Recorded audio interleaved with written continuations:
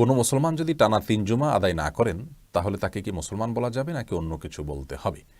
এ বিষয়ে রাসূল আকরাম সাল্লাল্লাহু আলাইহি সাল্লামের হাদিসগুলোকে আমরা একত্র করলে দেখতে পাই, কোনো হাদিসে তিনি বলেছেন ৩ জুমা কেউ তরক করলে আল্লাহ রাব্বুল আলামিন তার অন্তরকে মোহর মেরে দেন। অর্থাৎ তার অন্তরে ভালো মন্দ নিরূপণ করার ক্ষমতা আর থাকে না, সেটা নিষ্ক্রিয় হয়ে যায়। এটিকে মুনাফিকের অন্তরে রূপান্তরিত আল্লাহ তাআলা করে দেন। এই ব্যাখ্যা করেছেন ইমাম মানাবী রাহিমাহুল্লাহ সহ অনেক মুহাদ্দিসিন ইকরাম। কোনো বর্ণনায় পাওয়া যায় যে টানা ৩ জুমার কথা তিনি বলেছেন। অর্থাৎ লাগাতার যদি কেউ ৩ জুমা তরক করেন তাহলে সেক্ষেত্রে তার জন্য এই ভয়াবহ বার্তার কথা নবী সাল্লাল্লাহু আলাইহি ওয়াসাল্লাম জানিয়েছেন। একজন মুসলমানের জন্য এটা অত্যন্ত বড় ধরনের সতর্ক বার্তা। তার অন্তরে হেদায়েত গ্রহণে অনুপযুক্ত হয়ে যাওয়া, এটি তার জীবনে সবচাইতে বড় দুঃসংবাদ বলা যেতে পারে। এ হাদিসের আলোকে অনেক ভাইরা জানতে চান যে করোনা প্যান্ডামিকের মধ্যে অনেকে টানা ৩ জুমা বা ততোধিক জুমা সালাত আদায় করতে পারেন না। কেউ হয়তো কোভিডে আক্রান্ত হয়েছেন, হাসপাতালে বেডে শায়িত আছেন, তিনি সালাত পড়তে যেতে পারেন না মসজিদে, বা কেউ এমন কোনো জায়গায় আছেন যেখানে জুমার সালাত আদায়ের ব্যাপারে নিষেধাজ্ঞা আছে এই প্যান্ডামিকের কারণে। তো এমত অবস্থায় যদি ৩ বা ততোধিক জুমা তারা আদায় করতে না পারেন, তাদের জন্য একই কথা প্রযোজ্য হবে কি না? তাদের জন্য এই বিষয়টি প্রযোজ্য হবে না। তারা ইনশাআল্লাহ বিইذনিল্লাহ এই হাদিসের আওতা মুক্ত থাকবেন, এই হাদিসের আওতার বাইরে থাকবেন, যেহেতু তাদের শরীয়ত গ্রাহ্য ওজর রয়েছে। কারণ তিরমিজি, আবু দাউদ এবং নাসাইর বর্ণনায় নবী করিম সাল্লাল্লাহু আলাইহি ওয়াসাল্লাম তাহাউরান শব্দটি ব্যবহার করেছেন, যার অর্থ হলো যদি টানা ৩ জুমা কেউ তরক করেন অলসতাবশত, অবহেলাবশত, তাহলে সেক্ষেত্রে তার জন্য হাদিসের সতর্কবার্তা কার্যকর হবে, তার অন্তরকে আল্লাহ তাআলা মোহর মেরে দিবেন।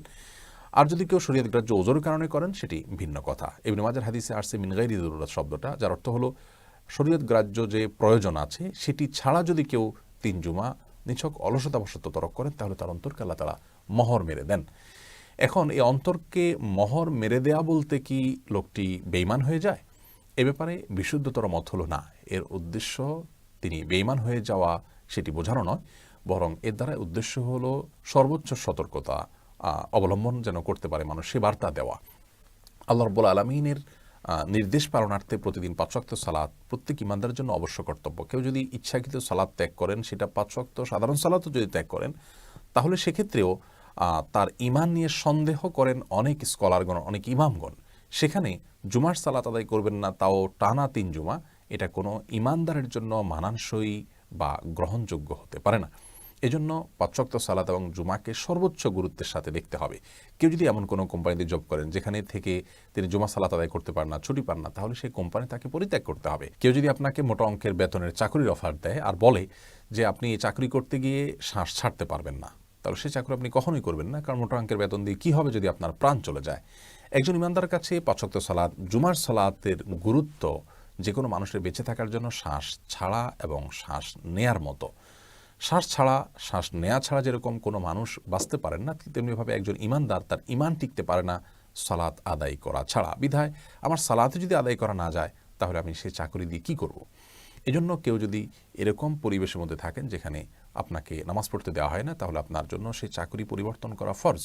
আপনি বিকল্প কোনো হালাল উপার্জনের পথ খুঁজবেন। কেউ যদি জীবনে কখনো টানা ৩ জুমা সালাত ত্যাগ করে থাকেন, তাহলে তার কর্তব্য হলো এখন বিষয়টি অনুধাবন করার পর তওবা করে আল্লাহর কাছে ফিরে আসা। তার অন্তরে মোহর মেরে দেয়া হয়েছে, এর মানে এই নয় যে তওবা করে তিনি ফিরে আসলেও আল্লাহ রাব্বুল আলামিন তার অন্তরকে আর হেদায়েত দিবেন না, বরং তওবার মাধ্যমে আল্লাহ তাআলা পূর্বের অবস্থাকে পরিবর্তন করে দিয়ে থাকেন, সমস্ত অপরাধ মার্জনা করে থাকেন। সেই সুযোগ যেহেতু রয়েছে, অতএব যারা এই অপরাধ আগে করেছি না বুঝে, তাদের উচিত হলো তওবা করে সঠিক ক্ষেত্রে ফিরে আসা।